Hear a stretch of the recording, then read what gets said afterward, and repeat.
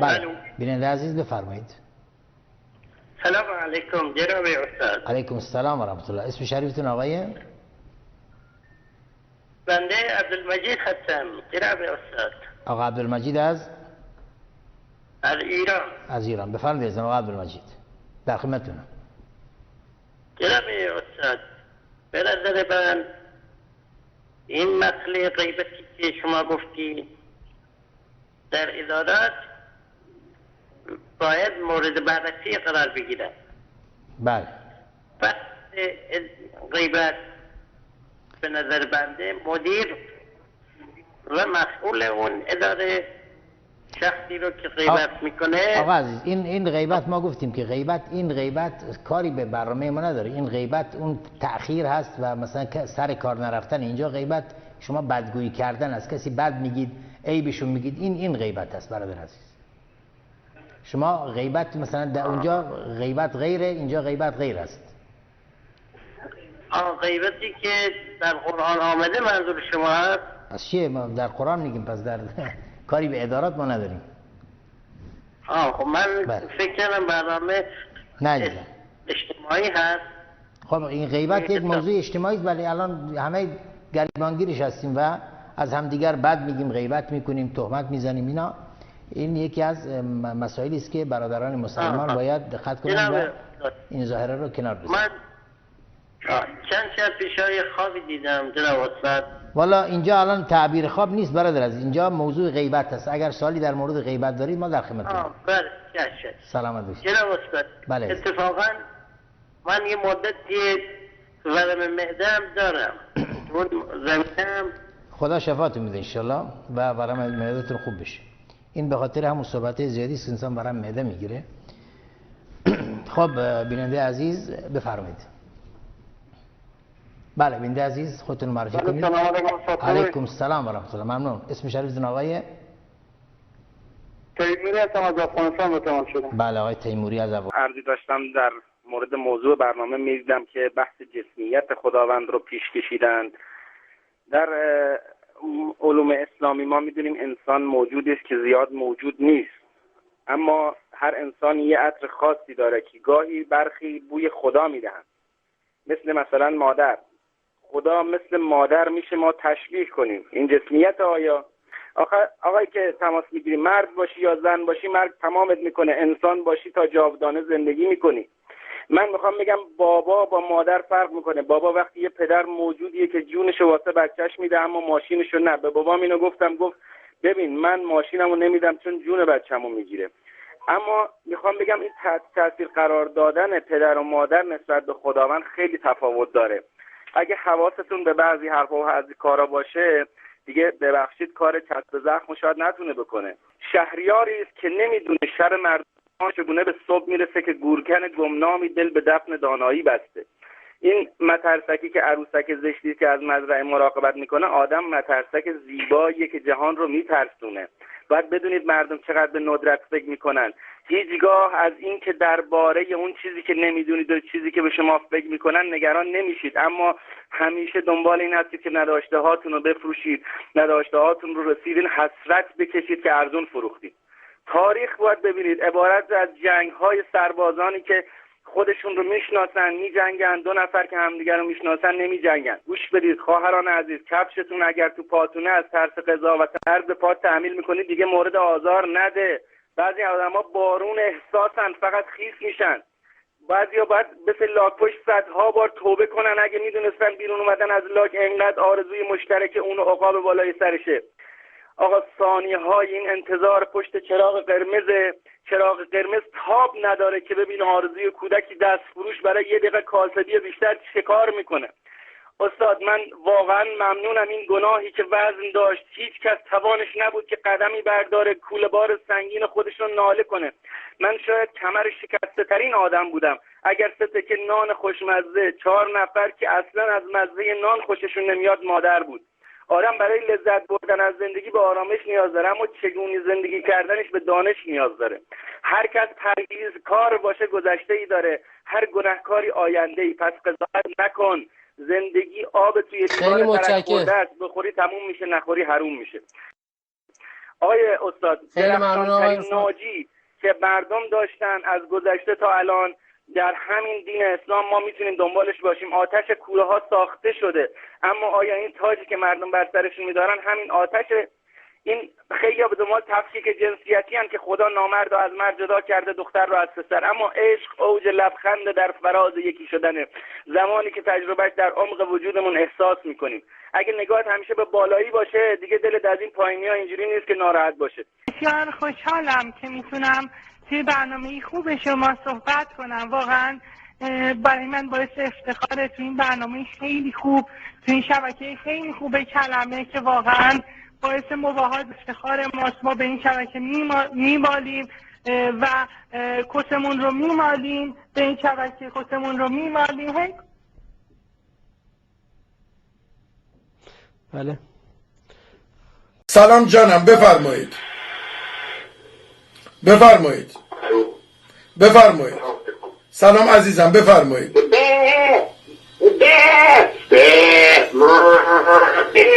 بذارید بگه.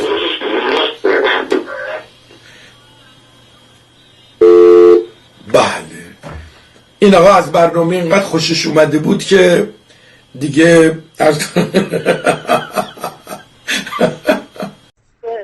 من سعید هم از ایران زنگ میزنم. بفرمایید آقای سعید، در خدمتتون هستم. میگم چرا خراجی به شیعه بد میگیم؟ آخه این چی کاری شما میکنید؟ این آخه اسلامه، این چرا خط تفرقه میندازی؟ می تو شعور نداری، می تو آدم نیستی، می تو خدا غضبت کرده، می تو مشنگی. خیلی ممنون و متشکر آقای سعید از این در واقع از این سخنان بسیار زیبا و جالبی که به کار میبری و استفاده میکنید. سلام، بیننده بعدی خودتون معرفی کنید و بفرمایید.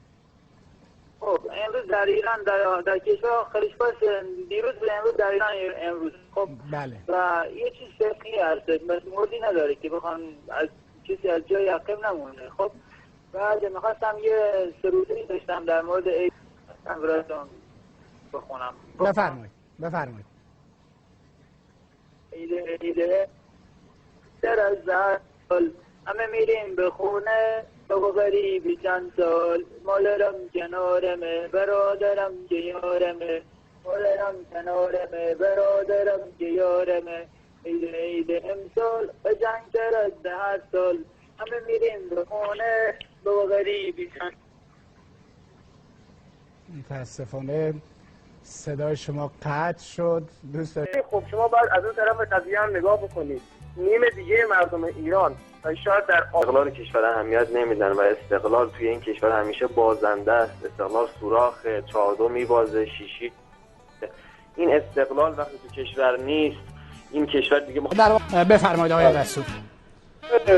من میخوام اینو بگم که همه ما مسلمونیم و همه یک سری انتظارا رو داریم که این که بخوام سوال بدیم الان دیگه جای سوال نیست که بیان سوال بدن که نمیدونم استقلال و 6 تایی ها 4 تایی ها دیگه الان استقلال سوراخ شد.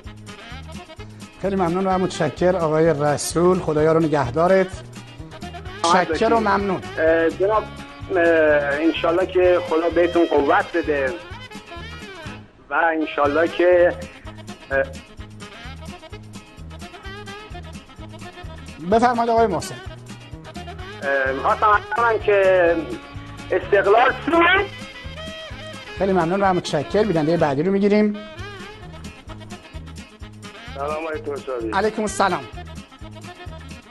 من اول باید بود تیم تراکتور سازی رو ممنون و متشکر آقای رضا. بیننده بعدی رو وصل میکنیم. سلام بر شما آقای رحیم، بفرمایید. سلام به روی ماه آقای توشابی. سلام بر شما آقای رحیم عزیز. ام القرای جهان اسلام و ولی امر مسلمین جهان در جهان اسلام محکوم شده. شما چه میفرمایید؟ سلامت باشید.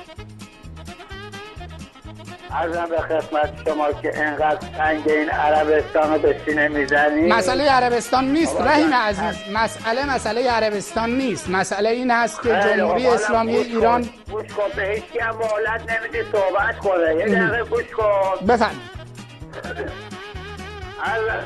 شما که اینقدر هرس توش عربستان رو نزن. امروز الهلال 2 تا خل. خیلی ممنون و متشکر آقای رحیم.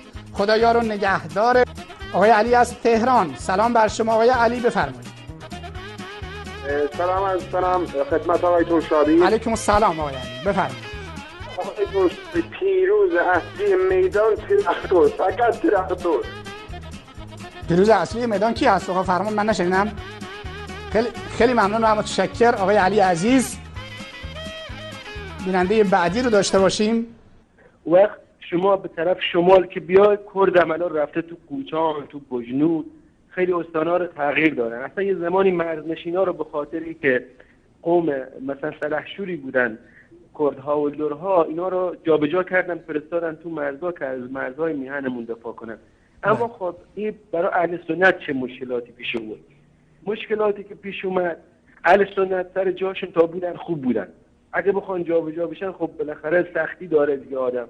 بعد این قومیتش هم قاطی میشه، مثلا یعنی طرف آقا لوره درست لور که حالا نداریم، اما مثلا کرد، تو کردان بعضیاشون هستن، اینا جابجا بشن برای تاریخچه‌شون بده. کلا وقتی که یه شیعه جابجا بشه با یه سنی جابجا بشه خیلی فرق داره. بگو چرا؟ سنی کرد باشه جابجا بشه، خب زبانش یواش یواش به تعدیل میره، اما شیعه اگر لور باشه جابجا بشه خیلی رو زبانش تأثیری نمیذاره. بچه‌هایی که به دنیا میان اگر دو تا آقای عزیز برای اینکه مطلب رو طولانی نکنیم زیاد، شما الان دارید به سرد تاریخی، یعنی اون روال تاریخی که این قضیه، ببخشید آقای عزیز ببخشید، من میخواستم سیاست حکومت فعلی رو در این راستا شما اگر توضیح بدید چگونه میبینید، اما اهداف این حکومت چیست در راستای تغییر بافت جمعیتی؟ من اتفاقا تحقیقی توی زمینه کرده بودم، در مورد معاصرش تحقیق کردم تا دوران پهلوی. تو عصر حاضر بیشتر پیشنویس کردم.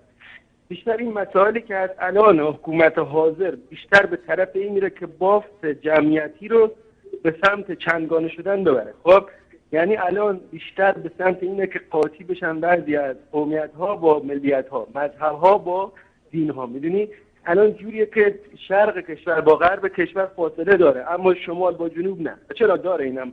الان راهن وضع کرده شمال با جنوب، باعث شده خیلی خانواده‌ها به خاطر همین قضیه مسافرت‌هاشون زیاد بشه. بله، من تشکر میکنم از شما هادی عزیز. وقت بیننده‌های عزیز دیگه هم پشت خط هستن.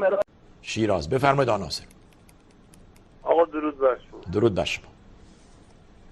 جناب من یه مسئله میخوام بگم، واقعا که جواب اینا رو بهتره اصلا ندیدن، اینقدر با درس میکنن. من یه داستانی میخوام پیغام سر همین آدمایی که سر کارن تو جمهوری اسلامی. ما چند سال پیش 4 تا از این بچه‌ها میخواستن از ایران برن، حکومت رو قبول نداشتن. صدای بنده میاد؟ بله. اینا رفتن درخواست دادن، از جهت خدمت شما چند بار اینا رفتن سفارت درخواست دادن که آقا به ما گذرنامه بدین، ما قانونی از این کشور خارج شیم، بریم فکر کنیم خودمون زندگیمون یه جای کار کنیم. این جمهوری اسلامی قبول نکرد که نکرد. متاسفانه اینا آخرش یه روز مجبور شدن که به صورت همین زمینی از مرز خارج شدن و برن عراق و ترکیه و از اونجا برن دنبال زندگیشون. هر چقدر خدمت شما که اینا رو سر مرز گرفته بودن، دستگیر کرده بودن، برده بودن چندین روز اینا رو شکنجه، فشارهای روحی، حالا اینا گروه دختر پسر، اصلا یه وضعیت وحشتناک. شاید بیش از 6-7 ماه اینا توی مثلا دست این دشخیما بودن، زندانی بودن، تا اینکه یه نفر میاد اینا رو نجات میده. ما الان چند وقت داریم فکر میکنیم ببینیم چی بوده. تازه دیشب فهمیدم مرد عنکبوتی بود. انصافا یعنی شما اگه توی برنامه از مرد عنکبوتی تشکر نکنی یعنی پیام حق رو منتشر نمی کنی. من فقط از شما میخوام که از این آقایی که اسم مستعارش مرد عنکبوتیه تشکر کنی. انصافا این یک خدمتی کرده به بشریت، به تمام آدم‌های آزاده که اصلا هیچ واقعا کسی نمیکنه. اینا تحت فشار بودن، شکنجه بودن، هر شب میخواستن اینا رو مثلا دار بزنن. این آمده بود تار زده بود اینا رو نجات داده بود. این هم خودش آدم مقدسی و هر جای دنیا هست، شیعه است، سنی، دین داره نداره، من واقعا ازش تشکر میکنم. خب 1000 تا پشتک زده بود تا وقتی که تونسته بود رفته بود اینا رو از زندان آزاد کنه. خب ما اگه توی این جامعه جمهوری اسلامی نمیذاره. شما باید بگین که مرد عنکبوتی واقعا هر جا هست بیاد. بالاخره ما این از اول تا آخر ما نفهمیدیم چی شد آقای ناصر. مرد عنکبوتی کیه و پیام شما چیه و این شکنجه و یا شما هم به همون چیزی که قبلها گفتند به همون روش. بسیار خوب. فرمایید آقا حمید. سلام تسلیم میکنم به خدمت شما. سلام و رحمت الله.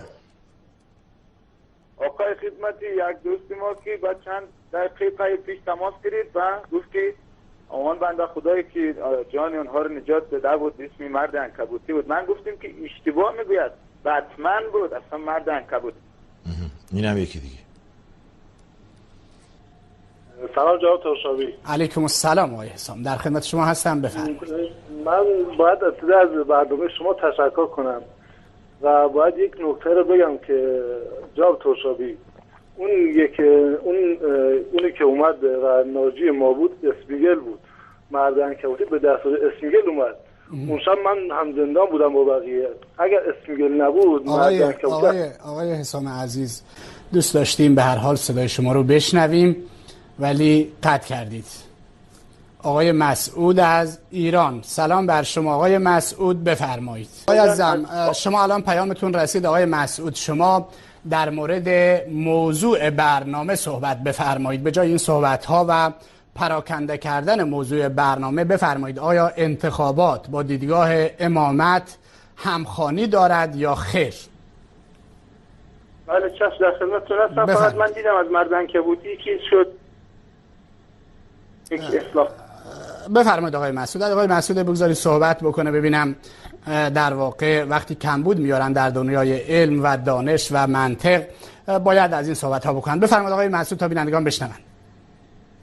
بله خدمتتون عرض میکنم وقتی که از این شخصیت بزرگ داره حمایت میشه در شبکه شما که میخواد حرف حق بزنه، شما فکر میکنی مرد عنکبوتی کم کسیه؟ بتمن کم شخصیتیه؟ اینا اومدن شما اینا رو خیلی ممنون. خیلی ممنون. سلام علیکم. علیکم السلام آقای صابر، در خدمت شما هستم، بفرمایید. قربان شما، سلامت باشید. اولا نکته‌ای که داشتم، اولا بیان عهد کنیم با هم دیگه انتخابات نگیم، یعنی هم اول کلمه انتصابات که درسته رو بگیم. بله. یعنی دیگه این لفظ جعلی انتخابات رو خواهشم به کار نبریم برای ایران، چون اینا انگار خوششون میاد انتخابات. بعدش هم به این کسانی که به زعم خودشون زنگ میزنن مسخره میکنن بگم تموم شد اون دوران. این دست و پای آخر شما که بیای مسخره کنی، استهزا کنی، اون کمکم میکنه. اگر راست میگین تو این انتخابات نشون بدین، مردم بهتون نشون میدن. دیگه هم به قول خودتون اون مرد عنکبوتی و بتمنی نیست که بیاد کمکتون کنه. دوره اونا دیگه گذشته. اگر هم کسی بخواد به کمک شما برسه، سوباتا اوزارا با اون شوتای چرخشش و کاکورا یوگاس که اینقدر قشنگ اینو بازی میکنه، اگه کسی هم بخواد یادداشت کنه، سوباتا اوزارا مرد آزاد کننده ایرانه. دیگه الکی اسم این بتمن و عنکبوتی اونا دیگه دورشون گذشته. بتمن دیگه برای شما هیچ کاری نمیتونه کنه. مرد عنکبوتی هدفشون بتمن آقای، من حقیقتش ظاهرا اینا بازی‌های کامپیوتری هستن، نمیدونم چی هستن، زیاد آشنایی ندارم. هدفشون کارتون هست، نمیدونم چی هست. آقای حامد از تهران، سلام بر شما. آقای حامد بفرمایید. سلام بر شما. سلام بر شما آقای حامد. جناب ترشابی، بعضی از نام ملت ایران سوء استفاده میکنند. اینا از اسم ما هم سوء استفاده میکنند. من خودم مرد عنکبوتی ام. من اجازه نمیدم اسم من آقای حامد لطفاً برنامه رو به انحراف نکشید. تشکر. آقای احمد از ایران، سلام بر شما. آقای احمد بفرمایید. سلام عرض میکنم خدمت آقای ترشابی و همه مسلمانان حقیقت جو در سراسر جهان. سلام بر شما، بفرمایید. متاسفانه امثال آقای علی و اینهایی که از جای مختلف زنگ میزنن دیگه متاسفانه تنهاشون پیش مردم رنگی نداره. الحمدلله من دارم برنامه رو میبینم، دیدم از ابتدا تا حالا با این همه شانتاژ تبلیغاتی که اینا کردن، من برنامه رو میبینم اینا اکثر بیننده ها مخالف اینها. خوشبختانه اینا اکثر بیننده ها میان بتمن و مرد عنکبوتی رو به عنوان آزادی خواه معرفی میکنن. من میخوام بگم که هر کاری که اینا میکنن، هر چقدر ما رو زندانی کنن، آخر مرد عنکبوتی میاد و با اون تنابهایی که میندازه ما رو آزاد میکنه. درود بر مرد عنکبوتی یا بتمن و امثال این آزادی خواهی. خیلی ممنون و متشکر. آقای عادل فردوسی پور. علت مصرف علمیمون یکیه. در رابطه با مسئله علمی بیشتر میخوام صحبت کنیم. جوکی چیزی در برنامه اومد، جوک های شادی میگید، برنامه خیلی داغی هست، چیزی از اون جوک های چیزی بلد نیستید بالاخره برنامه تنوع پیدا بکنه؟ شما آقای عادل فردوسی پور، شما که قرار بود در تهران تشریف داشته باشید، الان کرمان مسافرت تشریف بردید؟ آقای هاشمی مگه شما نمیدونید من کرمانی هستم؟ آها خب. بله. خب متشکرم آقای عادل فردوسی پور. خب حالا آقای خیابانی نگاه کن تماس نمیگیره. متشکرم آقای فردوسی پور، زحمت کشیدین با وجودی که سرتون حسابی شلوغه ولی در برنامه ما تماس گرفتین. برنامه خیلی جذابیت و تنوع خاصی پیدا کرد. مدیر برنامه آقای خیابانی هستین؟ مدیر بله آقای خیابانی اینجا هستن. چند لحظه گوشی ما به سرعت هماهنگ کردیم به خاطر شبکه پربیننده شما. گوشی بله. الو سلام آقای خیابانی. سلام، وقت شما بخیر. ممنون آقای خیابانی. ممنون آقای خیابانی. ممکنه زحمت بکشین چند تا گزارش هایی که از بازی های مثلا یادم میاد بازی عربستان ایران بود شما گزارش میدادید، در اون مورد گزارشی بدید از همون بازی عربستان ایران با هم بشنویم. خواهش می‌کنم. حالا میریم که با نام یاد خداوند متعال بازی رو شروع می‌کنیم، با سوت داور بازی شروع میشه بین آقای خب من زحمت کشیدم واقعا صدا و سیما از این که کارشناسان و گزارشگران ویژه خودشون رو به این برنامه